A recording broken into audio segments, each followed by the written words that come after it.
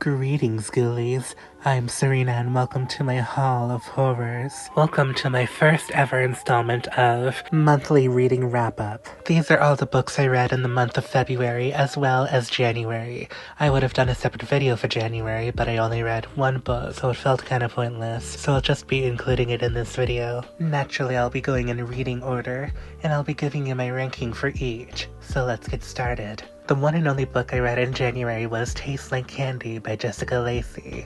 This is about a group of girls, soon to be high school seniors. It's kind of a tradition at their school for the most well-liked girls to be invited to the senior scavenger hunt, and this year it is being held at a carnival in town. So the girls go in after hours and start their scavenger hunt, but what they don't know is there's a mass killer stalking them and picking them off one by one.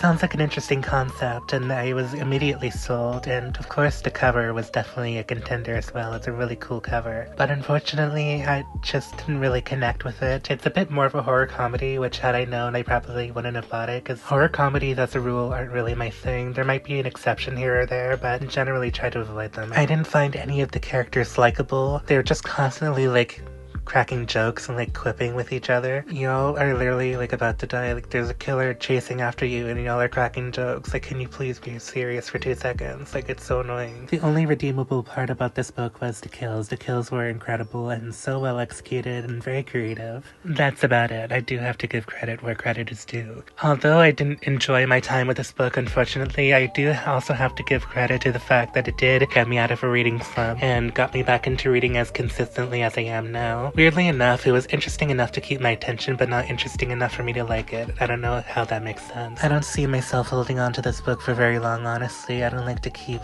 books that I don't care for on my bookshelf. I'd rather use the space for good books. Overall, I like the kills, but that was about it. So I gave Taste Like Candy 2 skulls out of 5. My ghoulies, I have a confession to make. I was once a book talk ghoulie. Ugh, I know, it's horrifying. My naive self joined because I like reading. Little did I know the type of stuff they'd be reading over there. I made an account a couple years ago and bought some of the recommended books, and they weren't for me, I'll just say that. Ultimately, I decided to quit Book Talk and that side of Bookstagram because I was tired of buying all these books to try to fit into what was popular and decided to read what I actually enjoyed. It was very clear from the beginning I didn't fit in. While horror is my forte, I don't mind a good romance every now and then, though I'm very particular with the kinds I like. I typically choose YA because all adult romances that I've read are very graphic and uncomfortable to read. I don't really like smut and all of that. If any of you ghoulies have never read a Book Talk book, consider yourself lucky. It's much more horrifying than any horror book I've ever read. Though there are some exceptions that I did thoroughly enjoy, for the most part, I do not care for any of the books they recommend over there. So, while I did donate a lot of the books I had bought during that time, an unfortunate waste of money, I did hold on to a couple that looked kind of promising. This book, while not a Book Talk staple, it is one that I discovered while I was on there. It is a second in a series, the first being The Rose Gate. These are fairy, with an E, retellings of classic fairy tales. So The Rose Gate was Beauty and the Beast, and this one is Cinderella. It is called The Glass Gate by Hannah Sandvig. And while I adore The Rose Gate, The Glass Gate unfortunately just wasn't as interesting to me. I don't know if it's just because my reading preferences have changed over the years. I gave The Rose Gate 5 when I read it initially. I loved it. So either the writing quality dipped tremendously from book to book, or my preferences have just changed that much. I'm sure you don't really need me to go into depth about the story. I'm sure you know the story of Cinderella by now. It's just the same, but with fairies and magical creatures. So unfortunately, I do give The Glass Gate 2.5 skulls out of 5. Because it is the month of Valentine's Day, I did decide to read one more romance book for this month, so I read The Do-Over by Lynn Painter. Our main character is having a really bad day. She crashed her car, she got cheated on, all this bullshit. And then when she wakes up the next morning, she realizes that she's experiencing the same day over and over again. Groundhog's Day, essentially. And this guy that she's kind of been writing off on every single one of these days, she realizes that she's kind of catching feelings for him, and and once they realize their feelings for each other, the Groundhog's Day curse, breaks and whatever, and our girl gets the guy. I'm really great at book summarizing, as you can see. This is one of the romance books that I held on to when I donated a bunch of them, because I read Better Than the Movies, also by Lynn Painter, and I really love that. I gave it 5 at the time. And this one, I liked it enough. Definitely wasn't anywhere near Better Than the Movies, at least from what I remember of it. Maybe I wouldn't like it as much if I read it now, who knows, but at the time I really liked it. This was fine. Whatever, it served its purpose. It's set on Valentine's Day, so it was very thematic. I don't really have any feedback, negative or positive. It was fine. I gave it 3 skulls out of 5. Next, we have a novella, The Visitor, by Sergio Gomez. Very small, I read it in a day. It's also set around Christmas time. There's this terrible snowstorm, and all these people kind of take shelter in a diner until things clear up, but the power goes off. And what they don't know is there's this creature outside waiting for them. He's hunting for human organs to bring back to his planet or whatever to research and stuff. And he's hunting these people in the diner. I don't know why, but for some reason I always thought the creature in the story was a skinwalker or a mimic, but it's actually an alien. To be honest, if this was any longer, a proper novel length, I probably would have rated it much lower. I'm not really a sci-fi or alien fanatic, besides the movie Alien, of course. That's probably the only exception. It's not really my bag. Again, I thought this was a skinwalker story. But because it was so short and bingeable and quick to get through, I enjoyed it a fair amount. It was a fun little horror story. I gave The Visitor 3 skulls out of 5. By now you're probably thinking, damn bitch, do you like anything? To which I present to you Babysitter Bloodbath by Regina Watts. Someone actually pointed out in the haul video in which I got this book that this was originally a video game, which I had no idea about. I simply saw it on Bookstagram and thought it looked really cool. The prologue was absolutely insane. So insane that I was afraid this was gonna teeter into splatterpunk extreme horror territory, but luckily that was pretty much the worst of it. It's very, very, very gory throughout, but it's not over the top extreme horror gory. Babysitter Bloodbath is a typical 80s slasher. If you're looking for something that's gonna push the envelope and try new things, it's probably not for you. But I personally enjoy just a standard slasher every now and then. I don't need every new slasher that comes out to be a new spin on the subgenre, you know what I mean? I personally really enjoyed this. If you're a fan of Halloween, this is definitely up your alley. Nicholas Burr is a guy that killed his family in 1960.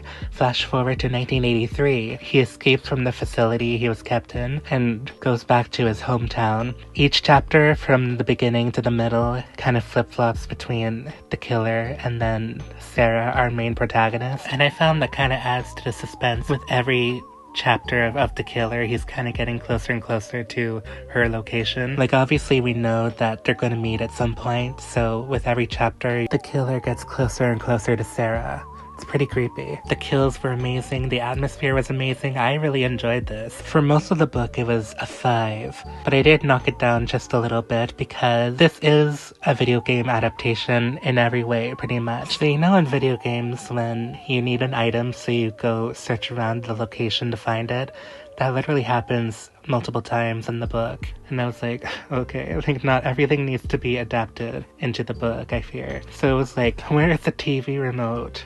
Let me go find it. And then she goes to walk all around the house looking for it. Where are the keys to the liquor cabinet? Let me go find that. And then she goes looking for it. Near the end, she goes to the car to escape, and she realizes that she doesn't have the keys, so she has to go in the house and search for it. It gets to a point. So because of that, I did unfortunately knock off a skull, but, I still thoroughly enjoyed this book. Besides that, yeah, it was amazing. If you love just a standard 80s slasher with no frills, then by all means, do yourself a favor and check out Babysitter Bloodbath. I gave this 4 skulls out of 5. Next, we have Night of the Jack-O-Lantern by E. Reyes. Before I had picked this up, I was reading another book, actually, The October Society by Christopher Robinson. I made it about halfway through that book before realizing I wasn't enjoying myself at all. Then I told myself I actually don't have to finish this book if I don't want to. So, unfortunately, I did decide to DNF that. which means do not finish if you don't know. So I had picked up Night of the Jack-o'-lantern instead, and I enjoyed it much, much more. This guy named Jack was beat up and killed by a group of guys a couple of days before Halloween, and then he was resurrected on Halloween Day to enact his revenge on those who wronged him and anyone who stands in his way. This was a lot of fun, and I really enjoyed my time with it, though I do recognize it was flawed a little bit. The character dialogue seemed very unnatural. I don't even know how to describe it. It just seemed like no real person talks like that sort of thing. And there was just like a lot of pop culture references, because this does take place in 1998, so it's like a bunch of 90s references.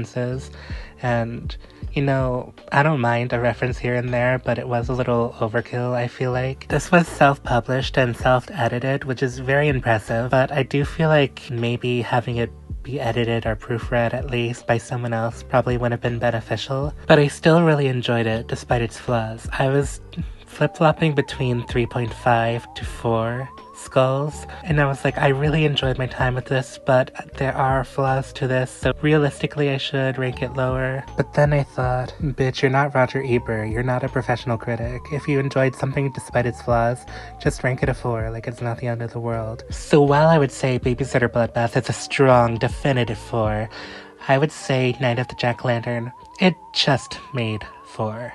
Like, just barely. 4 skulls out of 5 for Night of the Jack-o'-lantern.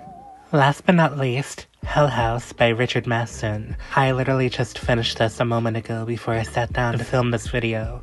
A scientist, his wife, and 2 psychic mediums go into the Belasco house, otherwise known as Hell House, by the request of a wealthy old man that would give them $100,000 if they could prove whether or not ghosts are real. This book is very atmospheric, and the horror is not so much in your face, it's more lingering in the background, if that makes sense. While there are some traditional physical hauntings that you would expect in a haunted house story, the horror in this book is much more psychological, I think. It's very gothic in that sense. While I did really enjoy it, this book definitely feels like a product of its time. It was written and is also set in the 1970s, and it definitely feels that way sometimes. I would agree with some of the negative critiques that I've seen here and there, that it is a little misogynistic, even kind of homophobic, honestly. There's a line here and there that it's like kind of questionable.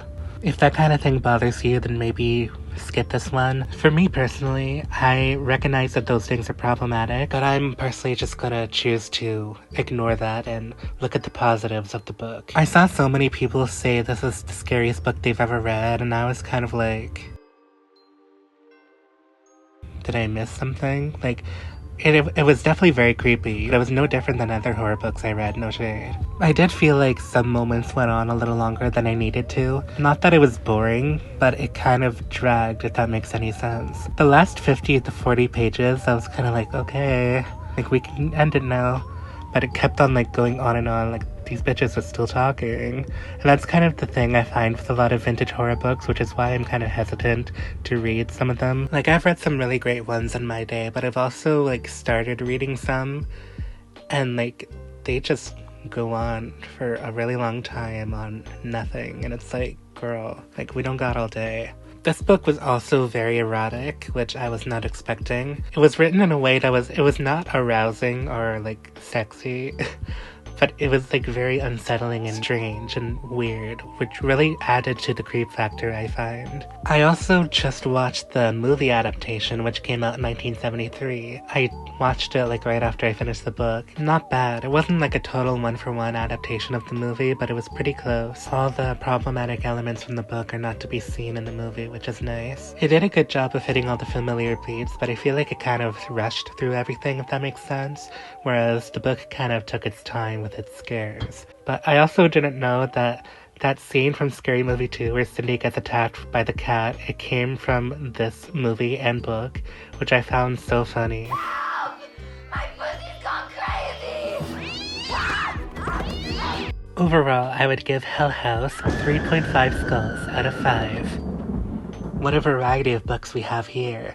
We have some genuinely amazing books, some alright, and some that I personally didn't care for. But that's kind of the fun of it all. You never know how you'll connect with a book if you don't read it. And I'm sure my March reading wrap-up will be even better, so stay tuned until next time. My favorite book from this batch would definitely have to be Babysitter Bloodbath, without a doubt. Thank you all very much for watching, Ghoulies. Comment, like, subscribe, and I'll see you all in the next video.